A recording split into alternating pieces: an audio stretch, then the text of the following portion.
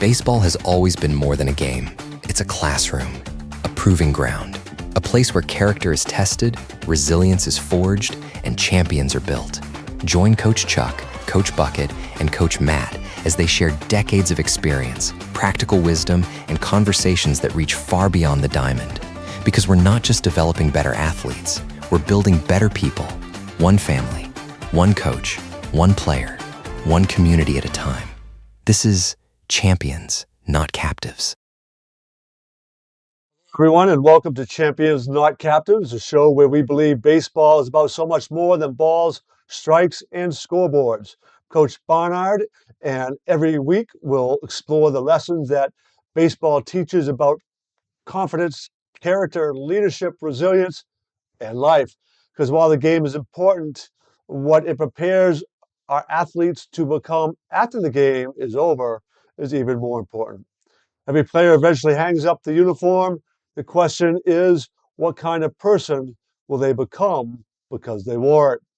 That's what this show is all about. And each week, my co-host, Matt Rogers, Coach Paul Bucket Benzer, and I will have honest conversations about youth baseball, travel baseball, coaching, parenting, player development, and the mindset that helps athletes thrive both on and off the field.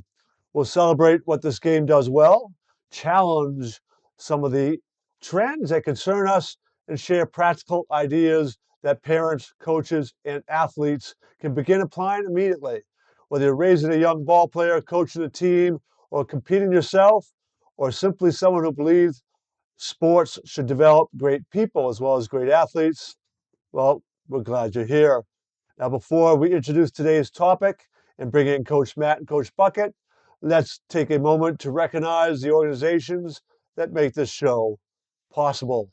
Nearly 90% of high school baseball players will never play another competitive game after graduation. Why? It isn't because they didn't have talent. These were varsity players. They had talent. They practiced. They wanted to keep playing. So what happened? The difference is often how a player responds to pressure, failure, adversity, and confidence when the game gets hard. Train the mindset that separates equally talented players. Visit collegetrackbaseball.com. Welcome back to Champions, Not Captives.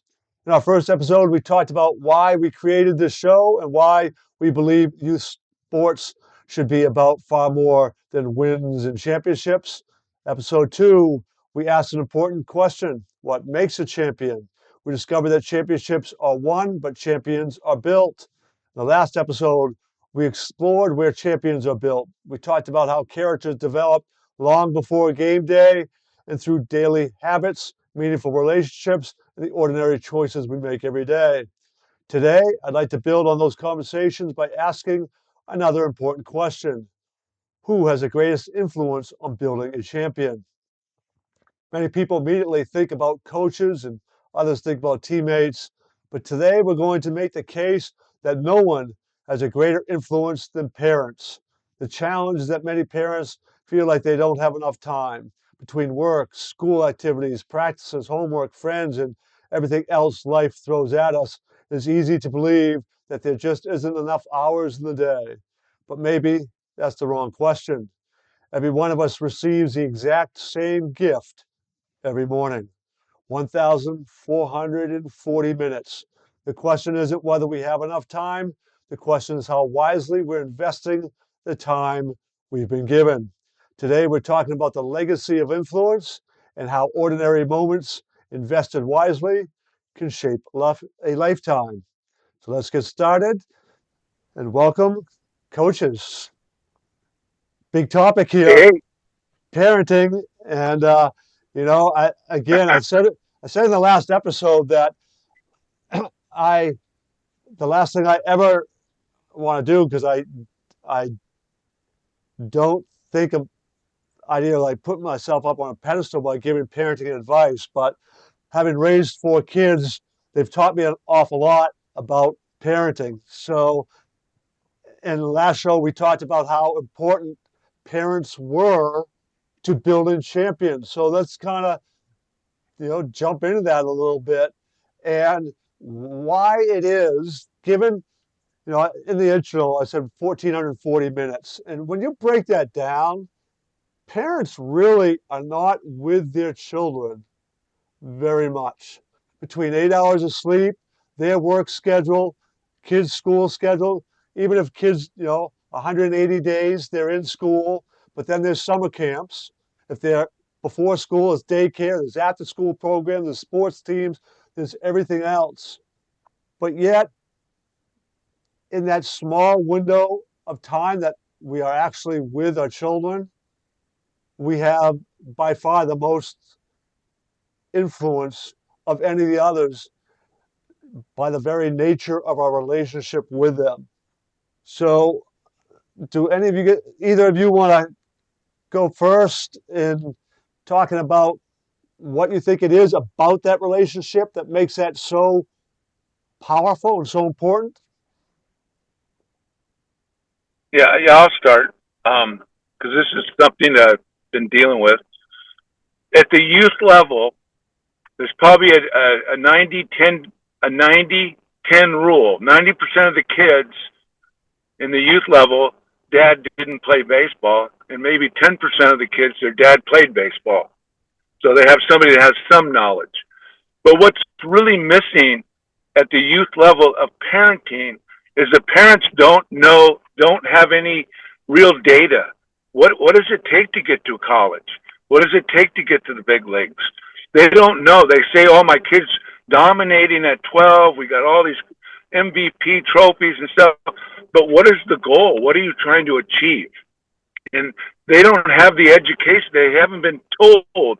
When you think about this, there's 750 guys in Major League Baseball, and there's 30 million kids in the world playing. So you need to understand what's so different about these 750 guys at the Major League level than how am I going to get my kid to that level? What is the process?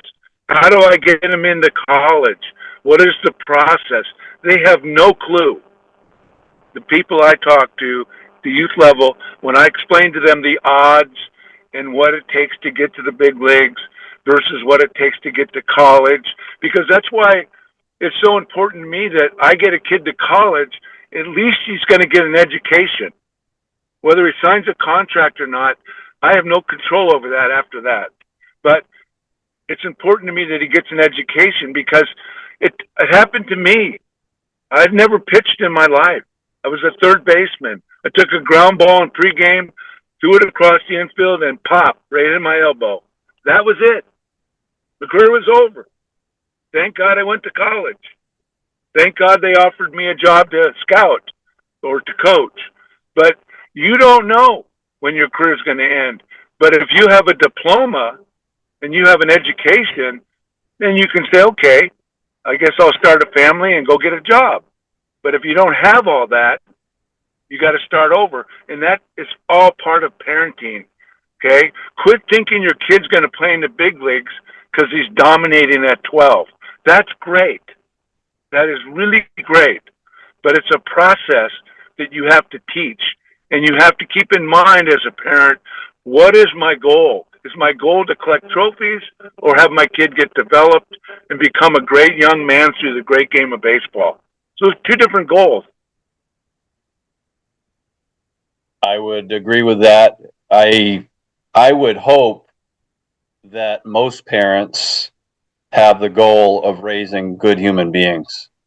If you have a goal of getting into college and going pro, that's great, but that should not supersede being a good person, in my opinion. I think they're missing the boat. Again, the stats are, like Coach Bucket said, 0.1%, if that, will make the pros.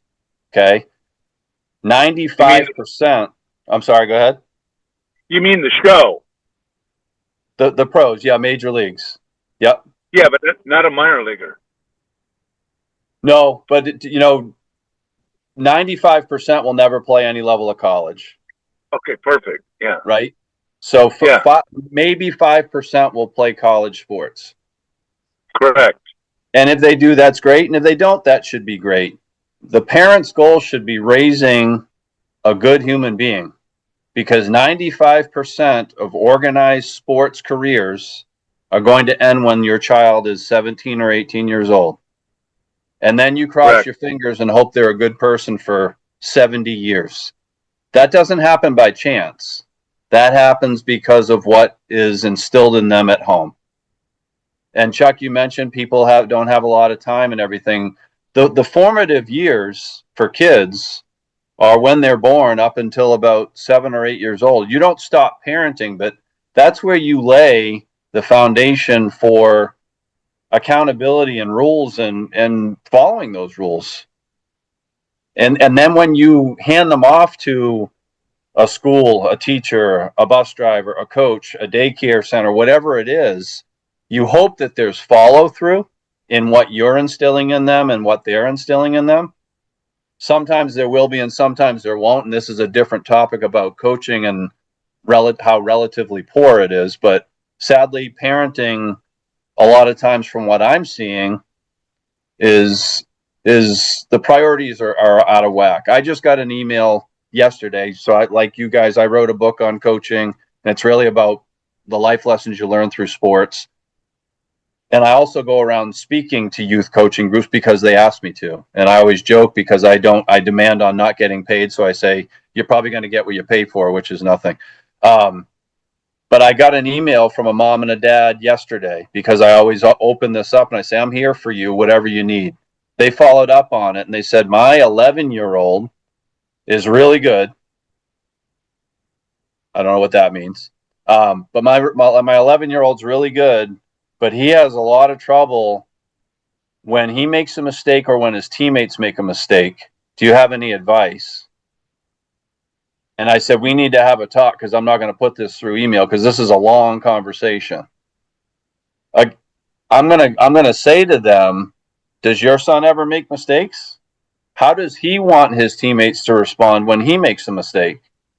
How about not prioritizing performance and like we've spoken about in previous episodes, I believe episode 2, where we talk about rewarding effort and attitude as opposed to whether they won or lost or whether he got 3 hits or not. If his teammate makes a mistake and he picks up his teammate and is a good person, they should take him out for ice cream, not if he got 3 hits or they won. The priorities are out of whack. I went too long, but the priorities are out of whack with most parents, sadly.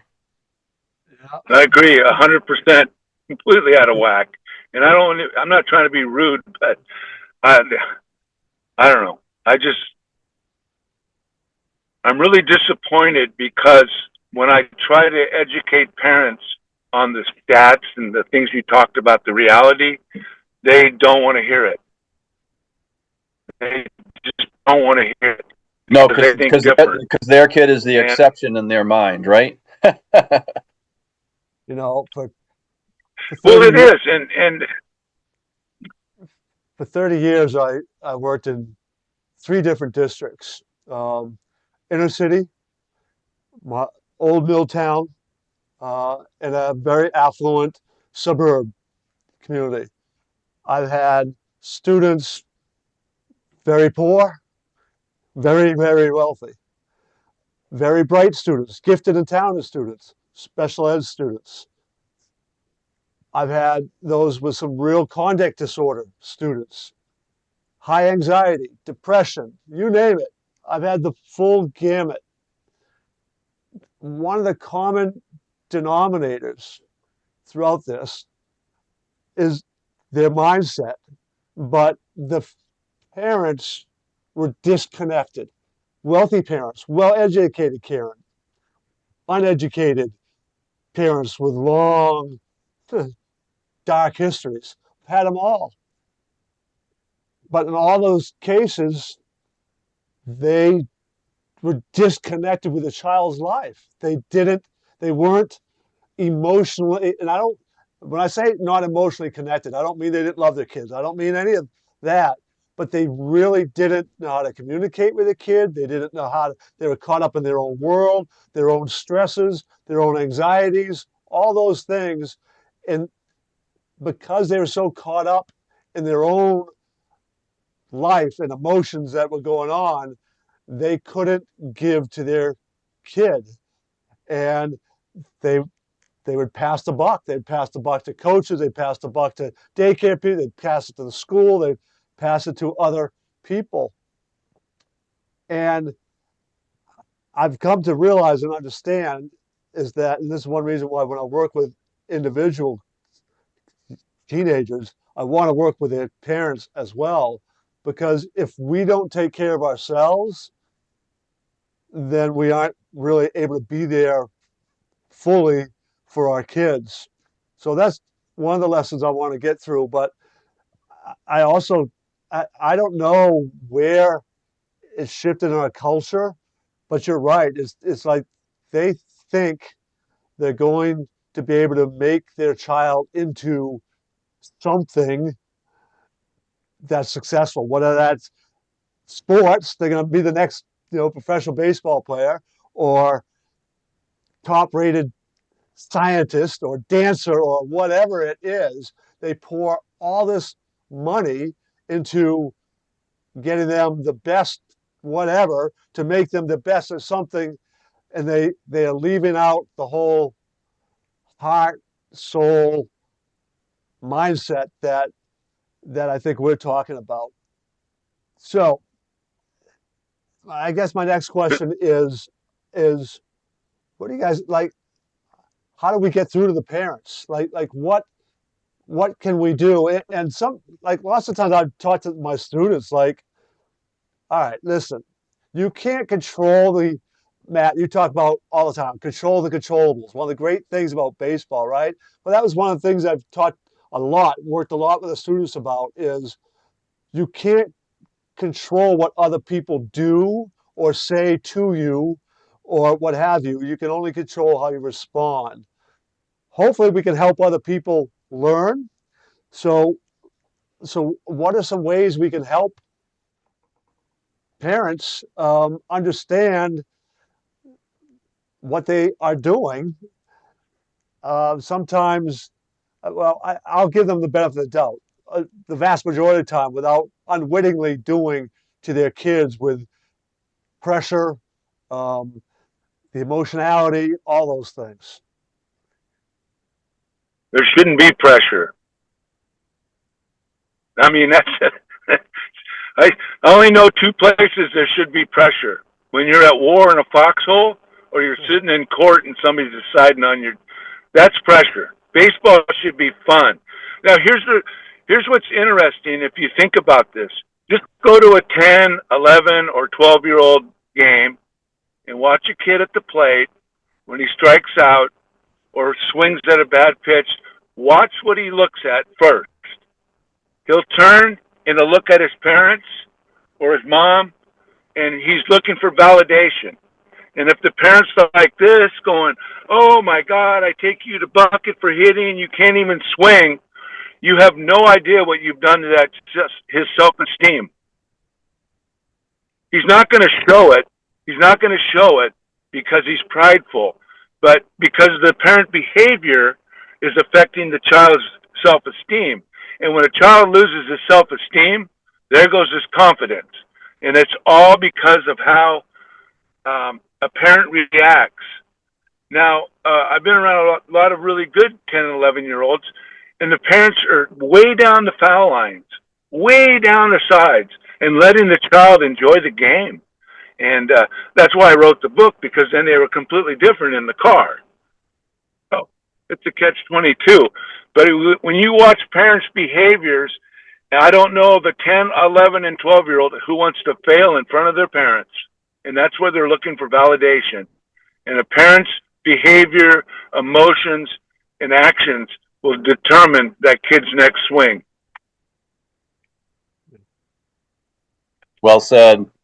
I mentioned this a couple episodes ago too. Validation should not come from exterior things. It should already be within.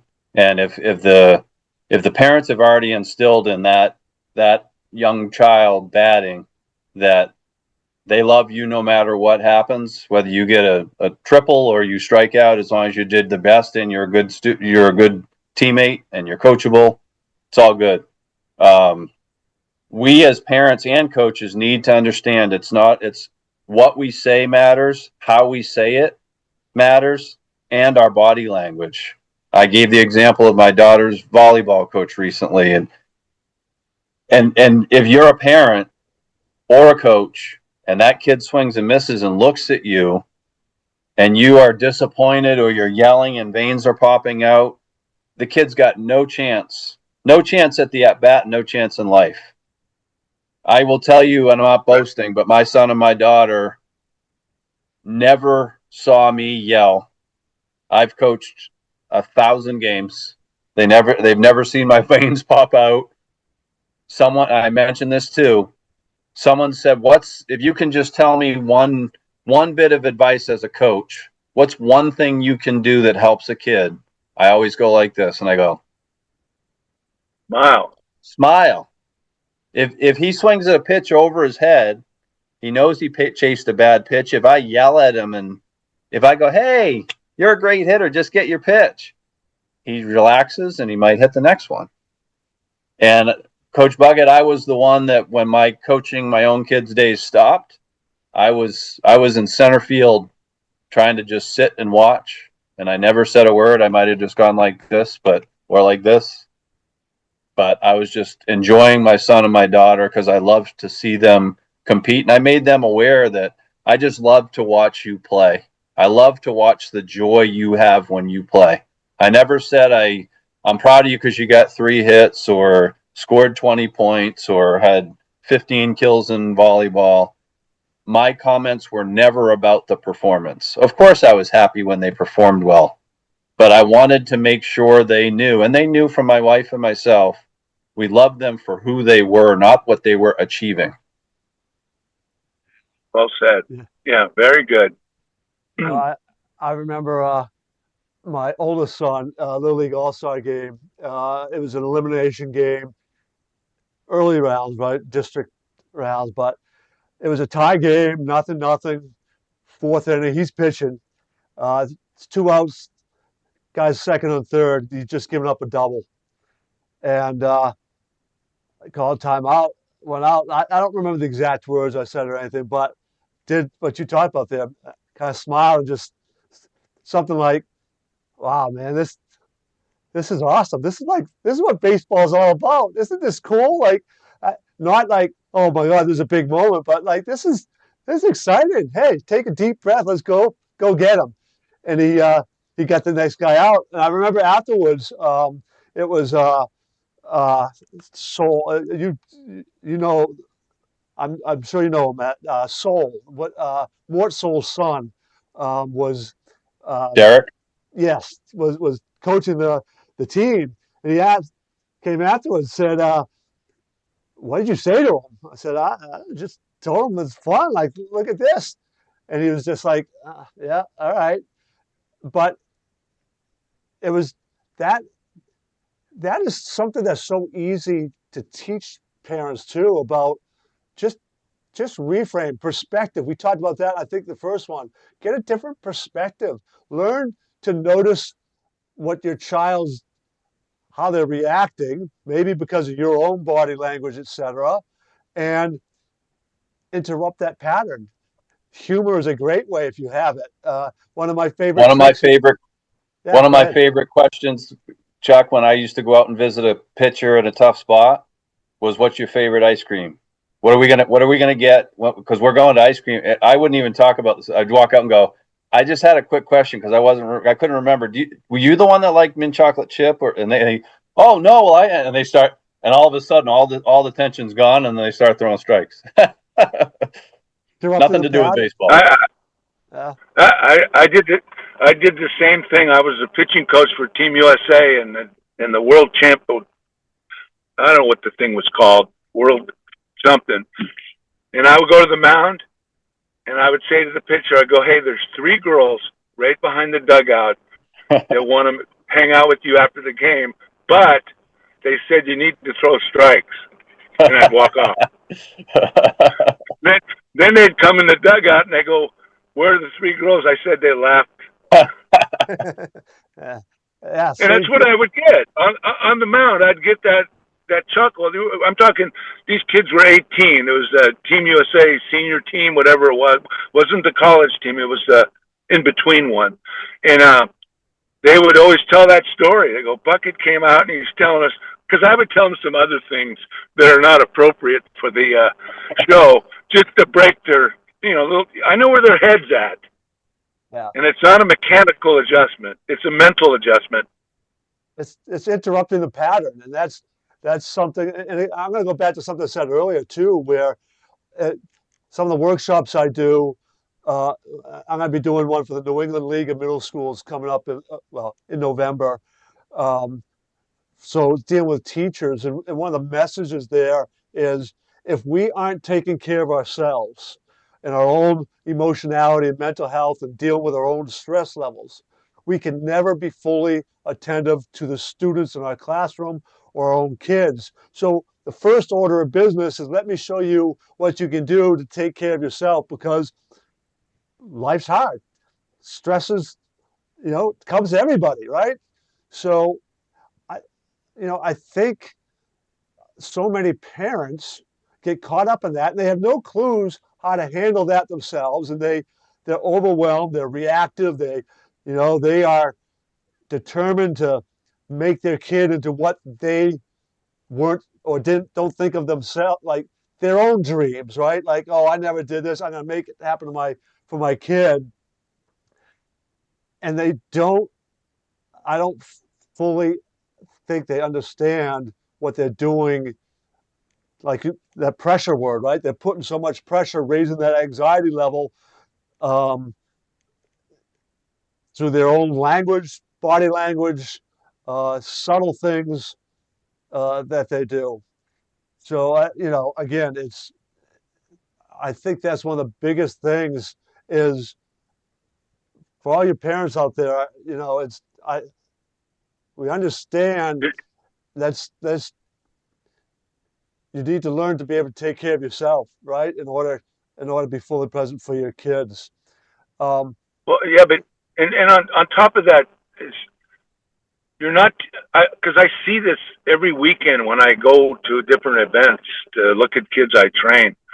You got a 12-year-old and his mom's carrying his travel bag to the ballpark, and then the kid opens it up and he's missing something, and then all of a sudden it's the parents' fault. I don't get the coddling. You're not teaching them anything. Check your bag before we leave, and carry your bag. It's your bag. But they just you said it, Matt said it, and when I speak in front of a Little League audience of coaches, I can read that room in 5 minutes. I can tell you how many guys could not even listening to me, and I can tell you how many guys are listening to me. Because the guys not listening to me, they have it all figured out. Mm-hmm. They already figured it all out. They don't need me. They got their team, and they're 12-0, and they don't need to hear anything else. It's crazy. I mean, 90% of the parents are oblivious about what the reality is of raising a young man through the great game of baseball. I tell them all the time, I said, if you're going to go to a travel ball team, interview the coach. Ask him this question: how are you going to make my son a better young man through this game? Period. And if you can't answer that, why would you go to that team? Mm-hmm. I didn't ask him how he's going to be a better baseball player. I said, how are you going to make my son a better young man through this great game of baseball? And if he can't answer it, why are you there? Because that should be his only purpose. It should be. Or he's not a coach. I asked a question in a Facebook group I'm in, a baseball group. Why these parents got involved in travel baseball? What was the thing that triggered it, and at what age did they start them at? And there are a lot of answers, but the vast majority got into travel baseball before the age of 12, and it was either to challenge their child because he wasn't being challenged enough, or because of the coaching or organizational structure of whatever the league youth organization was at 8 years old, 9 years old, 10 years old, whatever that age group was. And one of my questions, and I'm putting this out there to you guys, is, you know, began to think it's like 8 years old, and you're saying they aren't challenged. So how did you phrase that in the first place? Did you say, as Johnny's out there just kind of, staring out in the outfield, no ball's been hit to him in a while, so he's staring out in space, and you were going, oh, my son's so good. Oh, he must not, he's bored because he's not being challenged. So you say, geez, Johnny, you look a little bored out there. Do you feel like you're being challenged? Well, you're embedding the suggestion until the kid goes, no, no, mom, dad, I'm not being challenged. Oh, okay. Boom, decision's made. We're going to go into, like, I want to know what that conversation is. And like, what do you think you're going to be getting through the youth baseball leagues? So that's one of the things. And then we're getting good coaching. What does that mean? Are you talking about the coaches don't know the sport of baseball, so they aren't teaching them how to get their exit velocity up and launch angle and all these other kinds of things? Or is it that they don't know how to relate to kids, which are two totally different things? I think it's more the former. They don't know how to teach baseball skills, according to the parents. So I want to get you guys to kind of weigh in on those questions. And what do you think is going on with so many parents and this move away from things like the local youth leagues into these travel leagues? And some of these travel leagues, even at 9 years old, are traveling to national tournaments.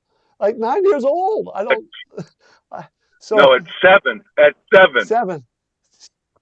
Seven. There's 60. There's a team here in Florida at 7 years old. They're 66-1. I'm telling you, it's like the biggest thing here in South Florida. What are they called? TBT Thunder. 7 years old, and they were in East Cobb a month ago, which is Georgia, and they live here in Florida. 7. I wish that they could do a documentary and follow every one of those kids for the next 10 years, because I'd be willing. I hope I'm wrong. I hope they're all having so much fun. I hope they love baseball for as long as they're able to play it. I would be willing to bet that the statistics will follow them as well. That if there are 15 kids on that team, 2 of them might play in college, and 13 will either get hurt or burn out mentally or physically, or flat out just won't like it anymore, because that's borderline child abuse. I wonder how many of them will even play varsity high school baseball. Right. So the stats there are usually about 90% don't play. 10% will play.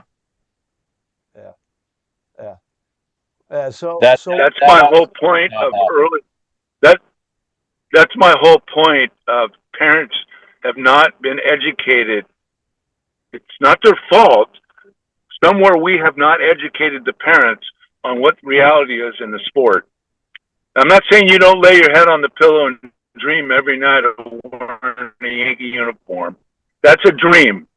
But a process and a plan are two different things, and parents don't know how to do that. They don't get their way, go on another team. They're all as soon as they don't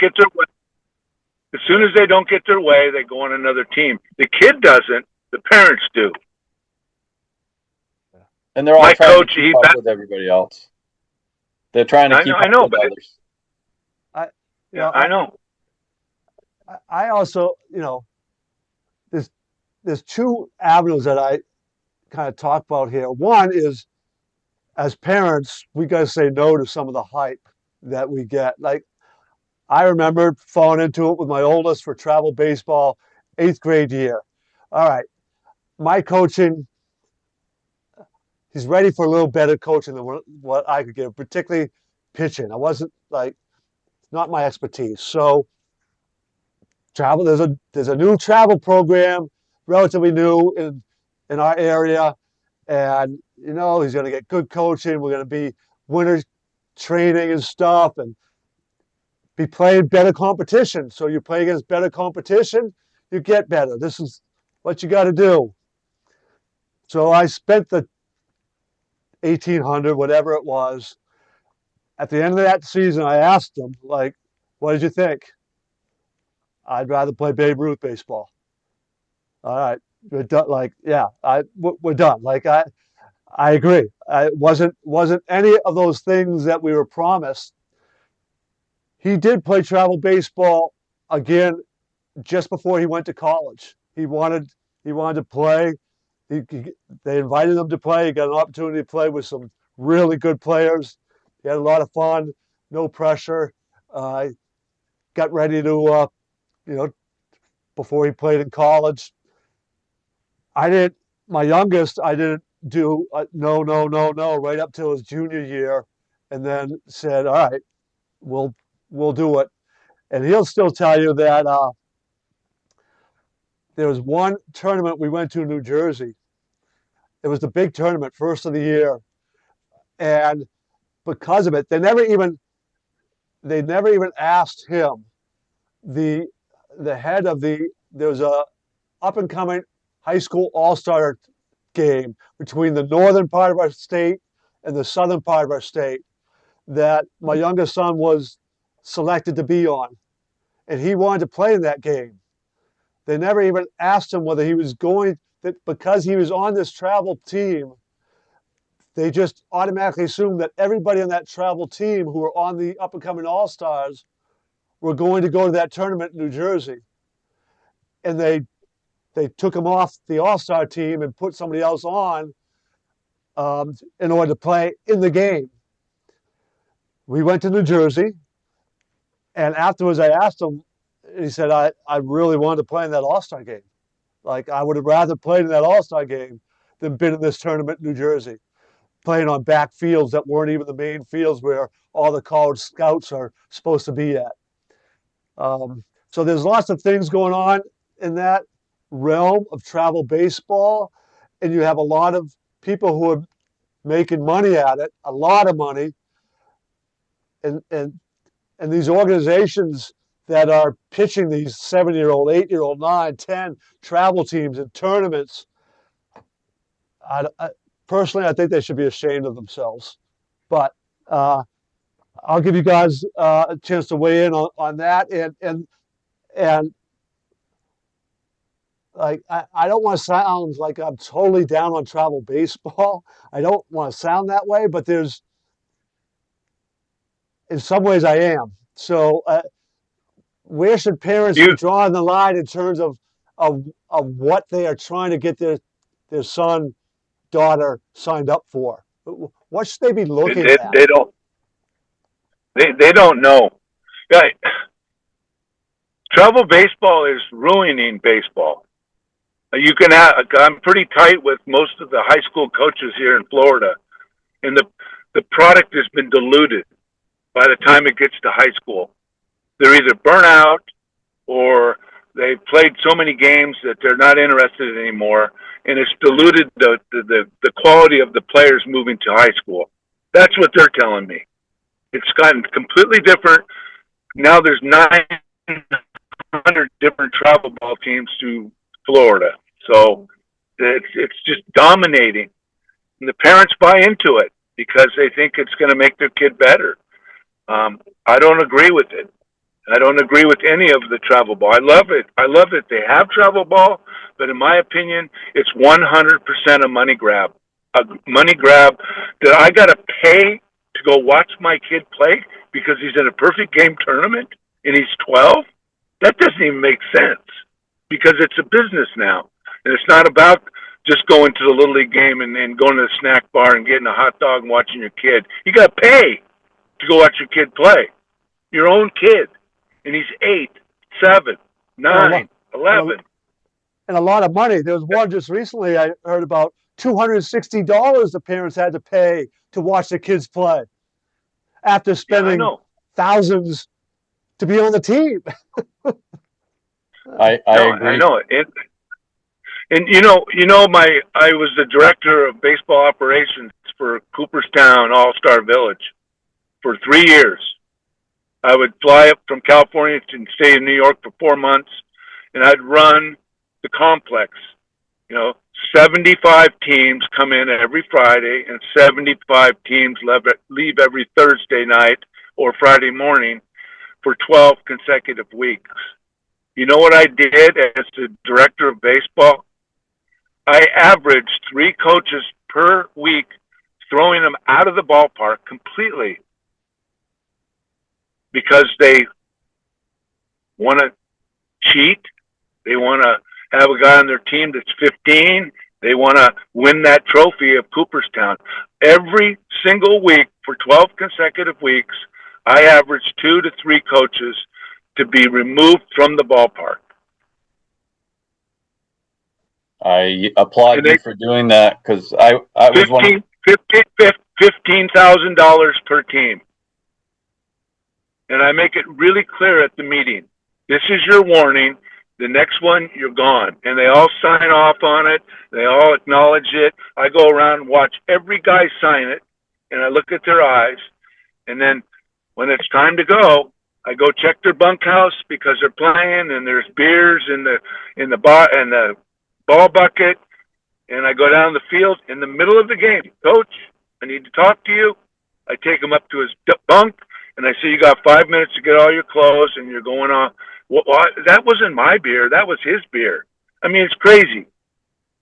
Every week, 2 to 3 coaches.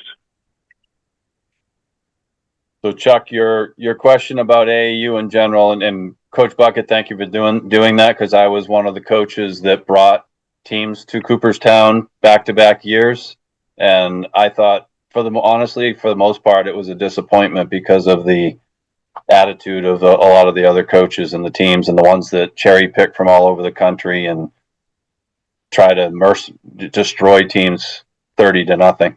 But I digress. AAU in general. AAU started, I think hockey might have been the first one, but it started with a 18U team, and then a 16, and then 14, and then 12 and 10 and 8 and 6, and now they've got travel T-ball in Texas. It's insanity. It's not necessary. Parents, it's to keep up with the Joneses mentality. If Janie's not playing travel this and Jimmy's not playing travel that, they're falling behind. That's not true. And here's another thing. My son loved baseball, and from early on he wanted to play year round, and I told him no. Play anything else. Anytime you want to play in the yard, anytime you want to have friends over, I'll pitch to you guys until the sun goes down. But I want you to play other sports. And as I mentioned, my son and my daughter played 3 sports into high school, and they both played college sports. So they were in that minority, but there was always about them. But AAU in general, it is a money grab, because they start with a blue team, and then they got a gold team, and then a yellow team, and a pink team, and a fuchsia team. And because it's money, money, money. And every time you add a team, you need to find new coaches, and the coaches are worse and worse and worse. And the kids that are, like Coach Bucket said, that are 8 years old and playing 80 games, they're not learning the game because they don't have any practices. They don't know situational stuff. They don't know when to take an extra base on. I coach college baseball. We get great players and really smart kids, and they don't really know situational baseball. The coaching at the youth levels, frankly, into high school, I'm not saying all coaches are bad, please understand, but there aren't many that do it for the right reasons, and there aren't many that are doing it to teach life lessons through the game. They're doing it about them, and so it's greed and ego. Again, we go back to religion. At the root of the problems, the book of Genesis, greed and ego. And if you look at any problem in the world today, if you trace it back far enough, it's greed and ego. Right. It's funny you say that, because I go to travel ball games here in Florida, like I said earlier, and I can go to any game you want, and I can sit there and I can ask somebody in the stands, is the kid playing shortstop? Is his dad one of the coaches? Yep. The kid batting third, one of the coaches? Yep. And it's always the same. because they always want to take care of their own kid at the expense of others. And their kids are never the best, but they're because of the coach. And I think it's really unfair. That travel ball team I put together with when I was sponsored by Nike, I was so confident in these kids. I said to them a number of times, "Hey, Johnny, you make out the lineup. Hey, Bobby, you make out the lineup." And I did that to try to teach them. And their lineups were close to what I would have done. But it just they brought the team closer and closer together because it wasn't my way or the highway. And I think that has a lot to do with parenting. You know, you got to buy in and you got to understand what you signed up for. If you didn't interview the coach on the team and you don't like the way he's coaching, that's on you, Mom, not on your kid. If I don't go to a job and interview and not ask questions before I say I'll take the job. I just got offered a hitting coach job at Johnson University in Knoxville, Tennessee. It's the NIA. My friend got the coaching job there he was at Washington, University of Washington, and he just took the head coaching job. He calls me up and he says, "You better come." I said, "Where? Knoxville, Tennessee?" "No, I live in Florida." But the point I'm making is it's a great opportunity. Here's a kid, the kid that got the head coaching job, Damon Lessler. I trained him when he was 9, all the way through his career, and now he's a manager in college. It's crazy. You know, we're coming to the end of our time again, and I think one of the things that's happening too with all the things we're talking about is parents are buying into this good marketing, I guess, and stuff about keeping up with his Johnny's playing travel ball, and if you want your son to be as good as Johnny, he's got to do that too, or else he's going to fall behind, and you got to get good coaching. And these guys, well, they played college ball, maybe, so they must know what they're doing, and got to start early because early development is going to what pays off in the long run. And it also begins to influence community development, local leagues in the local community. My Little League games growing up in Auburn, Maine, was a big deal. Saturday morning, we won the 10 o'clock game. Why? It was on the radio. Man, they broadcasted on the local radio station. And people would actually, some of the older folks would actually listen to a Little League game on the radio, you know? But that sort of community is dying because some of those community sports are dying, not just baseball, across the way. So I think our last episode should be, and Matt will be able to help us the most, should be what makes a great youth baseball coach. What makes a great youth baseball coach? And youth to me is 15 to down to your breathing. We should explain to them the things that we've been talking about, what makes a good coach. You know, having expectations, having good communication with the parents, having a plan for the kids that are not doing as well. All that stuff, I think, would help coaches because I don't think they know what to do. What we can talk about that. I watched a 14-year-old travel ball game last night in Boynton Beach, Florida, and they had a runner on third and a runner on first, and the third baseman was holding the runner on at third, and the guy's pitching from the stretch, and I'm sitting here going, who teaches this? They're 15. I saw the same thing in a junior varsity game last year. Only second base. They were literally holding him like a first baseman on second base, and I'm like, this is junior varsity. Like I couldn't believe it. Like, anyways, we go another whole way. But I think that would be. I think that would be a good topic because then we're helping these people. They Yeah, need help. absolutely. The other thing, and Matt and I were talking about this uh, earlier this morning, where um, looking and this could be part of that conversation too, is organizations like Little League and stuff that they rely entirely on volunteers, right? So you need volunteers, but you hope that they can get some good training. But training doesn't just mean watch a 30-minute webinar and take a quiz, right?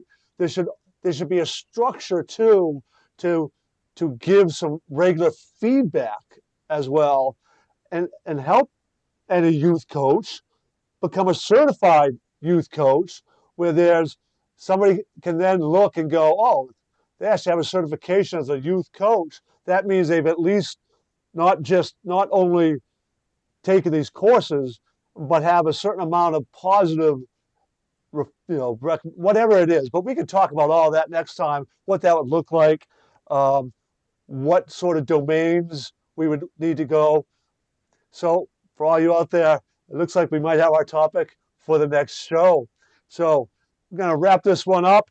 And as always, if today's conversation challenged your thinking, share it with another parent, another coach, another athlete, because together we're building better athletes, better families, better communities. And until next time, keep building champions, not captives.